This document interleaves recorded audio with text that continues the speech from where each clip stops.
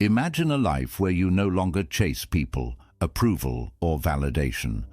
A life where your peace is not disturbed by noise, nor your purpose dictated by the opinions of others.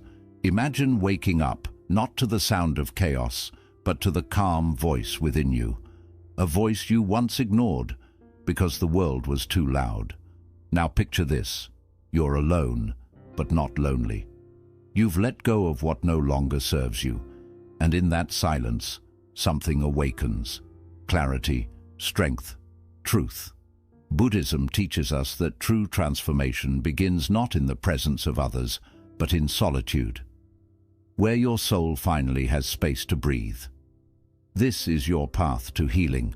This is how you rebuild yourself alone. And it starts right now with 12 Buddhist principles that will reshape your mind, renew your spirit, and return you to who you truly are. 1. Detach from the illusion of control.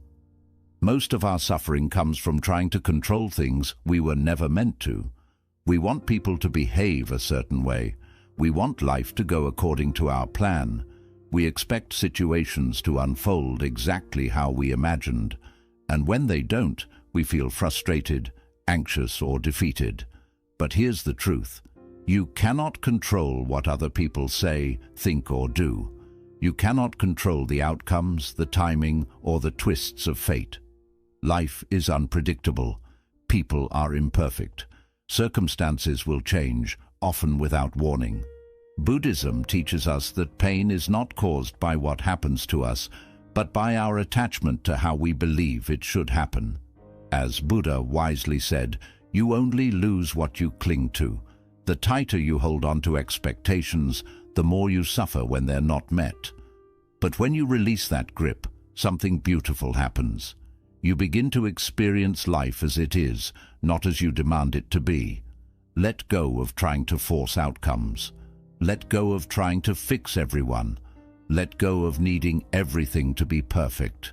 When you stop resisting reality, you stop suffering. And in that surrender, you don't become weaker, you become wiser. Because now, instead of wasting your energy on what you can't control, you begin to master the one thing you always can. Your response. That's where your power is. Not in controlling life, but in how gracefully you meet it. 2. Sit with yourself, not your distractions. In today's world, it's easier than ever to run from yourself. Every time you feel discomfort, boredom, or sadness, there's a screen to scroll, a song to play, a video to watch, or a conversation to escape into. These things may seem harmless, but over time they create a dangerous habit. You start avoiding your own presence. You begin to fear silence. You begin to resist stillness.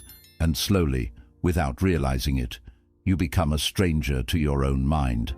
Buddhism teaches that true healing and transformation only begin when you stop distracting yourself and start facing yourself. Why is sitting with yourself so important? Because underneath the noise is truth. Underneath the discomfort is clarity.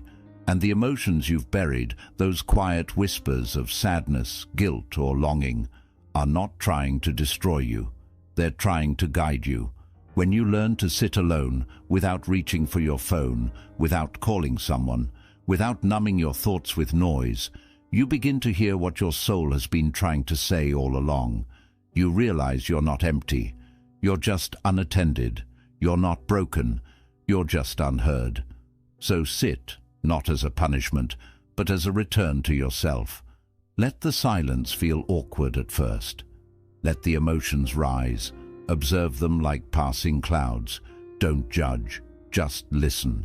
Because the moment you become fully present with yourself, without needing anything else to escape into, you begin to remember who you really are, and that, in itself, is the beginning of transformation. 3. Embrace the pain that rebuilds you. Most people run from pain. It's natural. We think pain is something bad, something to avoid, something to fix as quickly as possible. But in Buddhism, pain is not the enemy. It's a messenger. It's a mirror. It's the crack through which light enters the soul. The truth is, growth never feels like comfort. It feels like loss, like confusion, like everything falling apart. But just like a seed must break open before it can grow into a tree, you must allow parts of yourself to break so you can rise into someone greater. Pain is not here to punish you. It's here to reshape you. When you sit with your suffering instead of numbing it or escaping it, you begin to understand its wisdom. That heartbreak, it showed you what you truly value. That failure, it taught you resilience you never knew you had. That silence, it brought you face to face with the parts of yourself that need healing. You can't rebuild yourself if you're always hiding from what hurts. And here's the shift. Instead of asking, "Why is this happening to me?"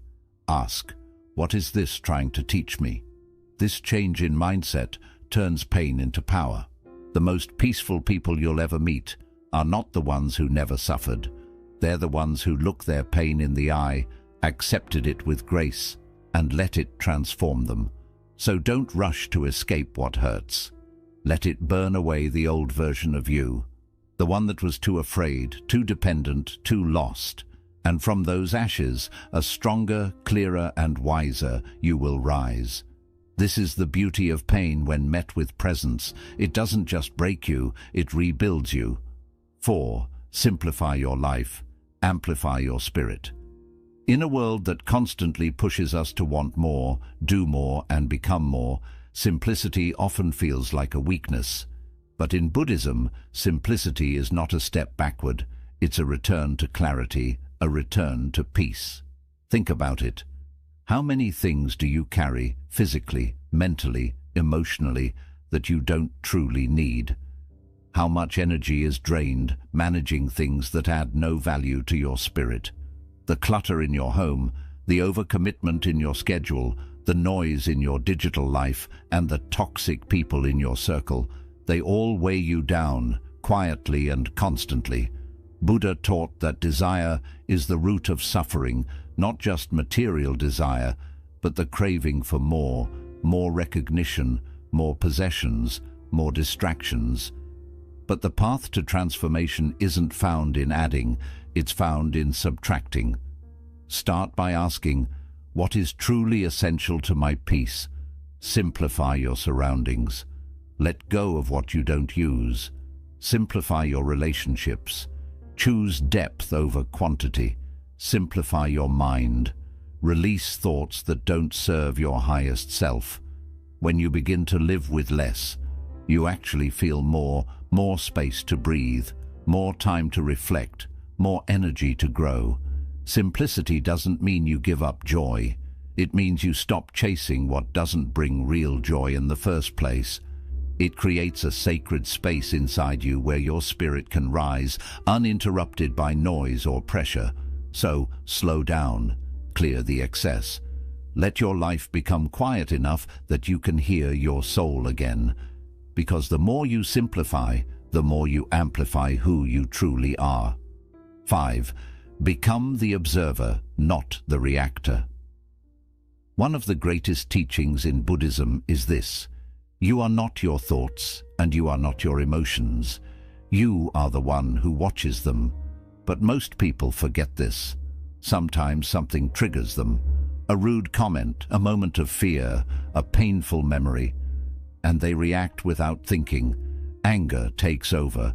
Anxiety floods the mind. Sadness pulls them down. And before they know it, they're doing or saying things that only create more suffering. Buddhism teaches a different path, a path of awareness, a path of stillness. Instead of being pulled by your emotions, learn to observe them. Like clouds drifting across the sky, emotions come and go. You don't have to chase them.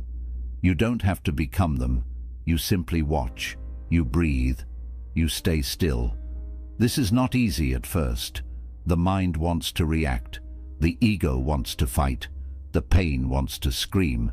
But when you pause, you give yourself power. You shift from automatic reaction to conscious response. And in that space between the trigger and your action, you find freedom. Here's the truth. Anger is not the enemy. Fear is not the enemy. Even sadness is not the enemy. The real danger is losing yourself inside of them. So practice becoming the watcher of your mind. When anger rises, say, "Ah, anger is here." When fear appears, say, "I see you, fear," and then breathe. Don't push it away. Don't fight it. Just let it pass, like a wave rolling over you, not through you. This is emotional mastery. This is how you stop being a victim of your mind and start becoming the master of it, because the strongest person is not the one who reacts the fastest. It's the one who stays still long enough to choose peace over chaos. Be the observer, and your whole life will begin to change. We all carry a version of ourselves that was shaped by pain, fear, rejection, or past experiences. Maybe it's the not good enough version, the always fails version, the one that was criticized, betrayed, abandoned, or told they were too much or not enough. And over time, without realizing it, you begin to identify with that self. You start believing that's who you are. You say things like, "I'm just an anxious person. I always mess things up. This is just the way I am." But Buddhism teaches something powerful. There is no fixed self. The self you believe you are is not permanent. It can change, it can evolve, it can be rebuilt. Yet in order to become someone new, you have to be willing to let go of the version of you that no longer serves your highest good. Let go of the self that doubts. Let go of the self that shrinks to fit in.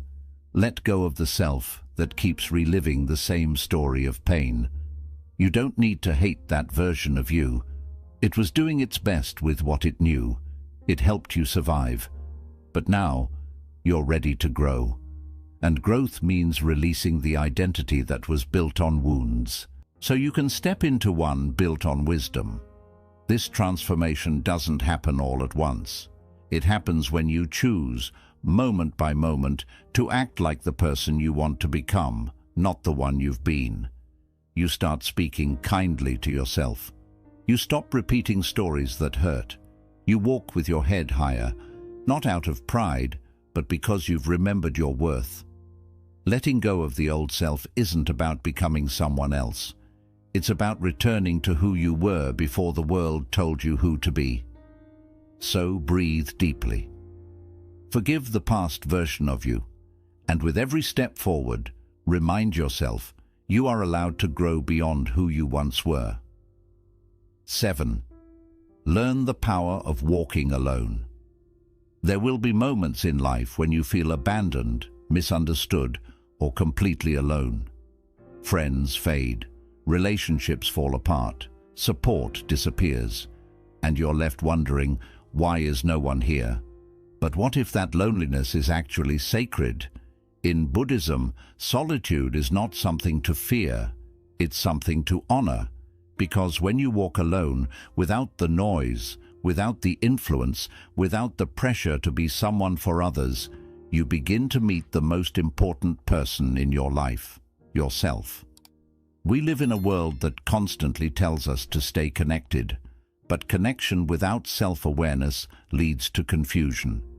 You begin to live for others, say yes when you mean no, and shape yourself to fit their expectations. In solitude, that illusion falls away. You begin to hear your own thoughts again. You start questioning what you actually want, not what others expect. You remember your values, your dreams, your pain, your power.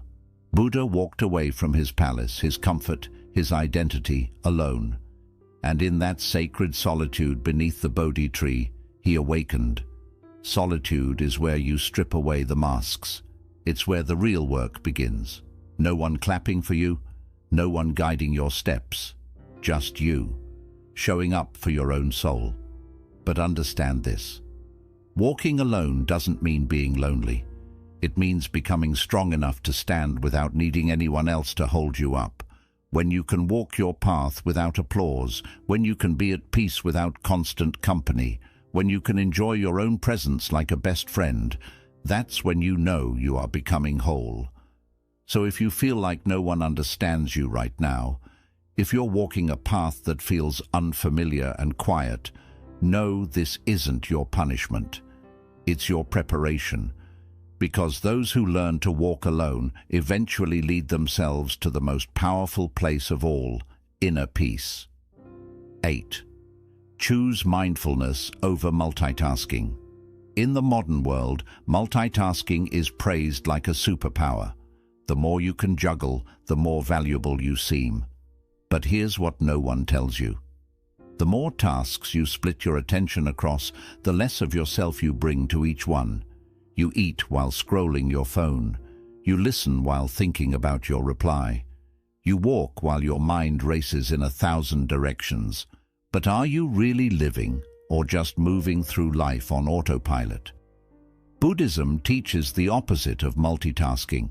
It teaches mindfulness, the practice of being fully present with whatever you are doing, no matter how simple it seems. When you eat, just eat. When you listen, just listen. When you walk, feel each step beneath your feet like it matters. Why is this important?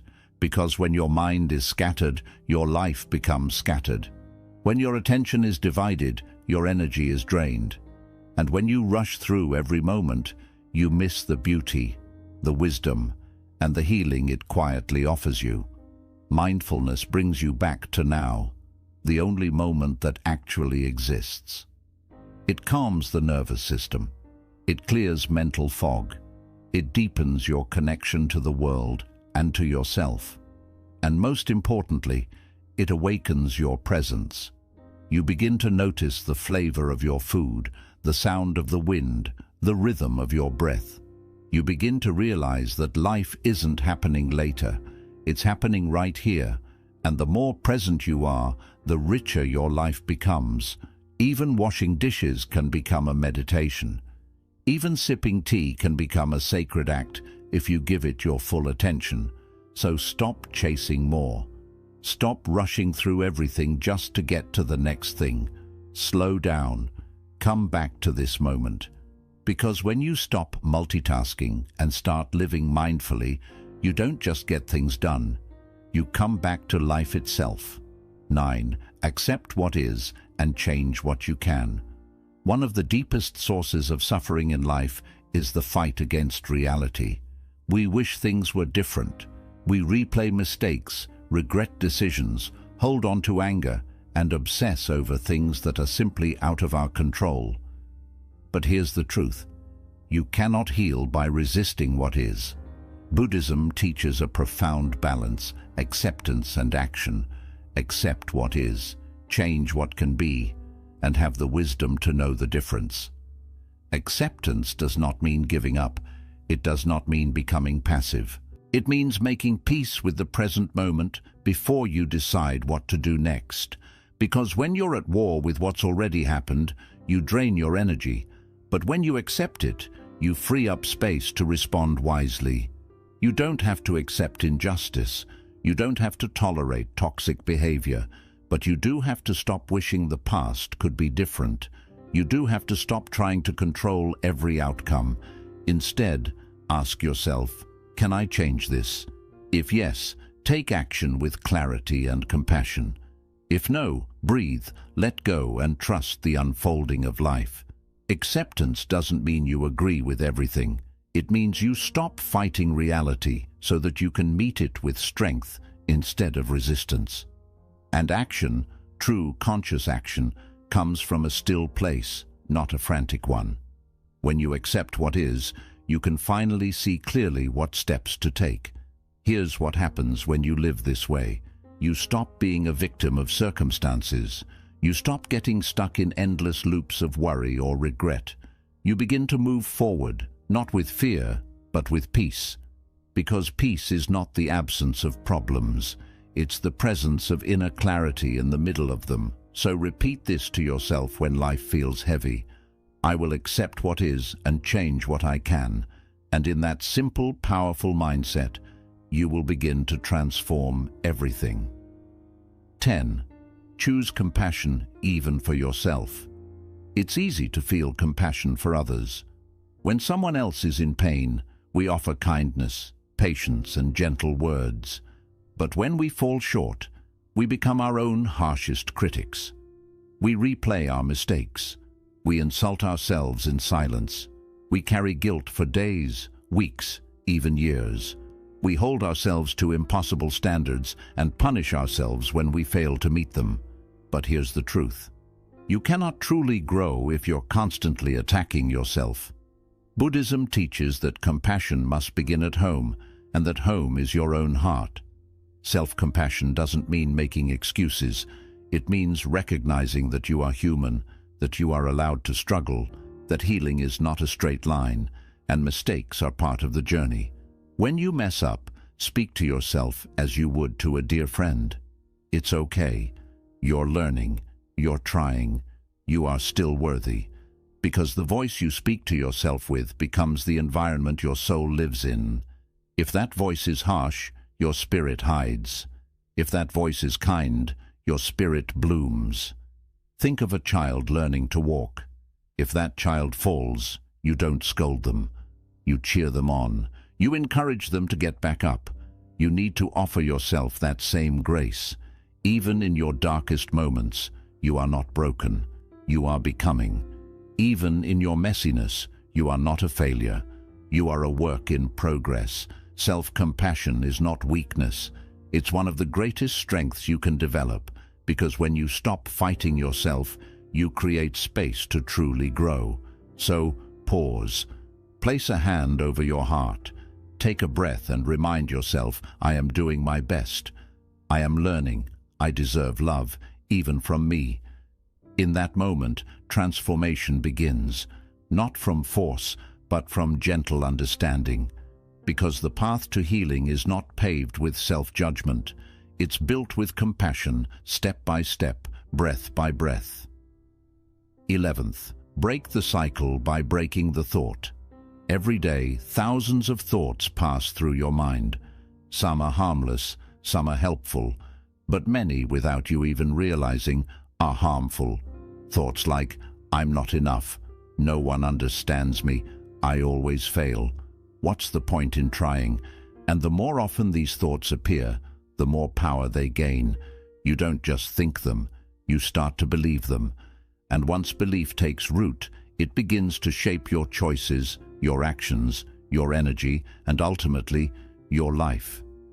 Buddhism teaches that our reality is created by our thoughts. The Buddha once said, "We are what we think. All that we are arises with our thoughts. With our thoughts, we make the world." This means that the life you are living right now is a reflection of the thoughts you have consistently believed. If your thoughts are fearful, you move through life cautiously, always expecting the worst. If your thoughts are filled with anger, you carry that weight into every conversation. If your thoughts are rooted in lack, you never feel like what you have or who you are is enough. But here's the good news. Thoughts are not permanent. They are habits, patterns. They are like grooves in the mind, carved by repetition, and what has been programmed can be reprogrammed. The key is awareness. You must begin to watch your thoughts, not blindly follow them. When a painful or limiting thought arises, pause. Don't react. Don't obey it. Instead, ask yourself, is this thought true? Is this thought helpful? Is this thought leading me where I want to go? Most of the time, you'll realize it's just an old loop, an outdated story your mind keeps telling because it's familiar, not because it's real. For example, when the thought appears, I always mess things up. You can catch it and say, that's a pattern, not a truth. I've made mistakes, but I've also learned. I've grown. I'm not the same person I was before. This is how you begin to break the cycle, by breaking the thought before it becomes a belief. But awareness alone is not enough. You must also replace the thought with something more aligned, more empowering. Instead of, I'm not good enough, try, I am growing, and growth is messy. Instead of, I'll never change, say, I've already changed in ways I never thought I could. Instead of, I'm too late. Tell yourself, right now is exactly where I'm meant to begin. This isn't toxic positivity. It's conscious mental training. It's about choosing thoughts that support your healing rather than sabotage it.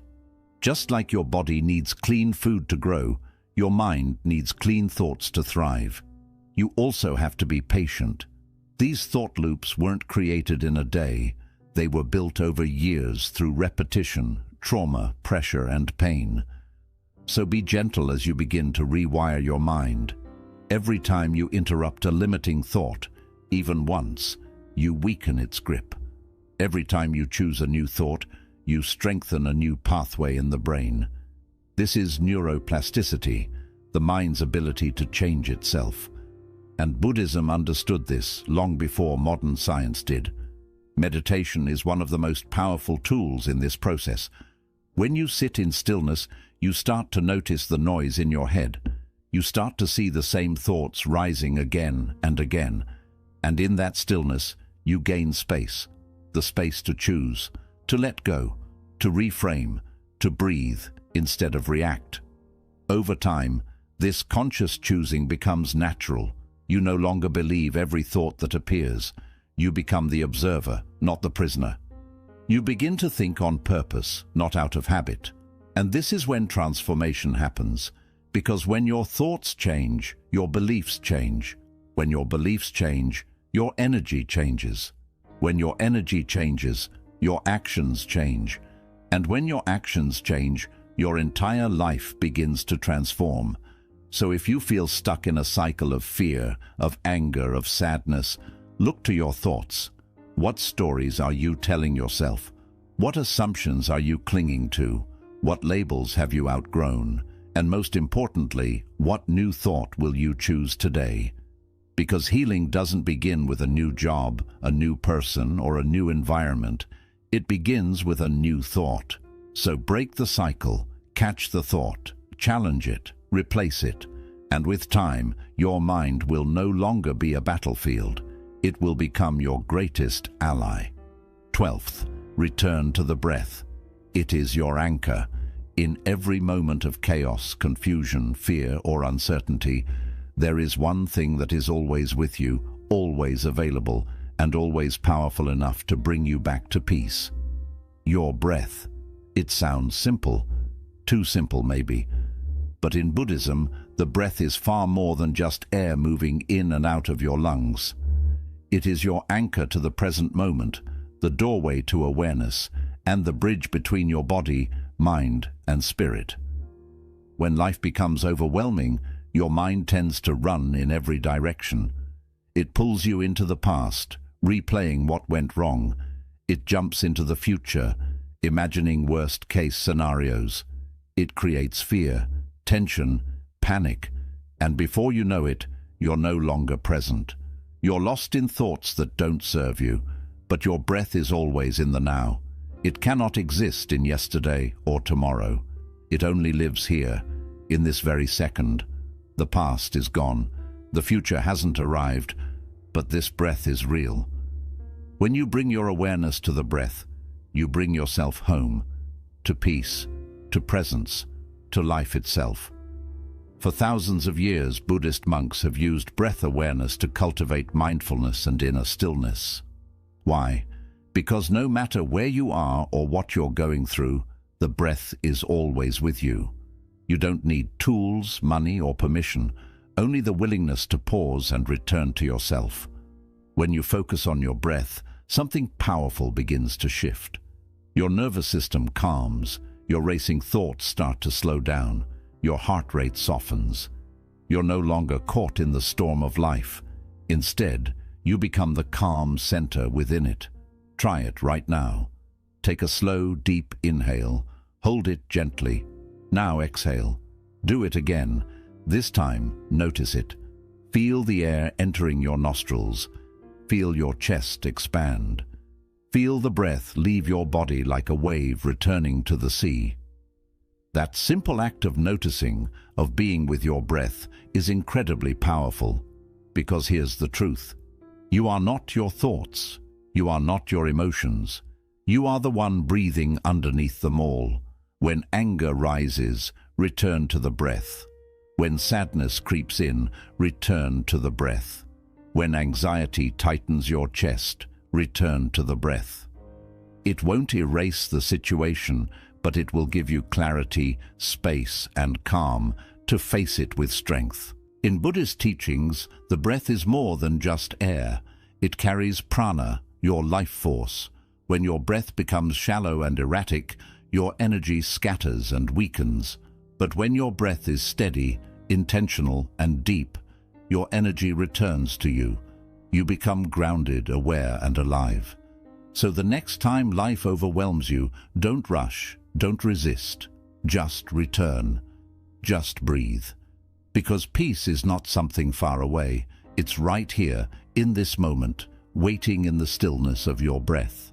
And in that stillness, you'll find yourself. But when your breath is deep and intentional, your energy becomes steady, strong, and grounded.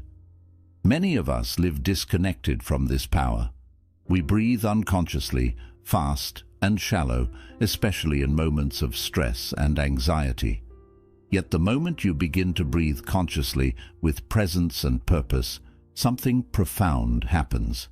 You're not just calming yourself, you're reprogramming your entire mind-body system.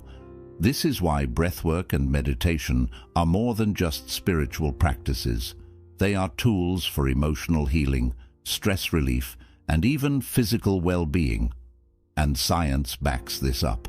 Studies have shown that mindful breathing reduces cortisol, the stress hormone. It improves heart rate variability, which supports emotional resilience. It boosts the immune system and enhances mental clarity. Through conscious breath, your entire system finds alignment. But beyond the science lies a deeper truth. The breath is your direct connection to life itself. The first thing you did when you came into this world was inhale. The last thing you will do before leaving is exhale. And every breath between those two moments is a chance to begin again. So when the weight of the world feels heavy on your shoulders, when your mind is spinning and your spirit feels lost, don't rush outward looking for relief. Just pause, close your eyes, place a gentle hand over your heart, and breathe. Let your breath become your prayer. Let it carry your pain, your worries, your tension. Let it remind you, you are here, you are alive, and this moment, right now, is enough. Make it a daily practice, first thing in the morning, before the world speaks to you. Breathe. In the evening, after the noise of the day has settled, breathe. In between tasks, before reacting, before speaking, just pause and breathe. Even a single conscious breath has the power to shift your entire state of being. Because when you learn to master your breath, you begin to master your mind. And when you master your mind, you become free. Not because the world has changed, but because something within you has. So return to the breath again and again. Let it be your anchor when everything around you feels unstable. Let it be your teacher, your guide, your silent sanctuary. In the stillness between inhale and exhale, you will find yourself, not the version shaped by expectations and noise, but the version that has always been there, calm, present, and whole. That is where true transformation begins. In a world that constantly tells you to move faster, to achieve more, to be everywhere and everything at once, Buddhism whispers something different. Slow down, be still, go within. Because the transformation you are seeking will not come from applause, from people, or from possessions. It begins in solitude, in silence, in the courageous decision to rebuild yourself from within. These 12 principles are not just ideas, they are invitations. Invitations to let go of control, to sit with your own presence, to listen to the wisdom that lies hidden in your pain, to clear the clutter of your life, to respond, not react, to release who you once were, to walk alone but with strength. To live mindfully and intentionally is to accept what you cannot change, to offer yourself deep compassion, and to break the mental patterns that limit you. It means returning again and again to the breath that grounds you, to that simple, sacred rhythm that brings you home to yourself. You are not broken, you are becoming, you are not behind, you are awakening. So trust this path, even when it's quiet, even when it's lonely, even when it's hard, because the most powerful version of you is not found in the crowd. It's forged in the quiet moments when no one is watching, in the moments when you choose to rise, to rebuild, and to return to who you truly are. Walk this path with courage, and may peace follow every step.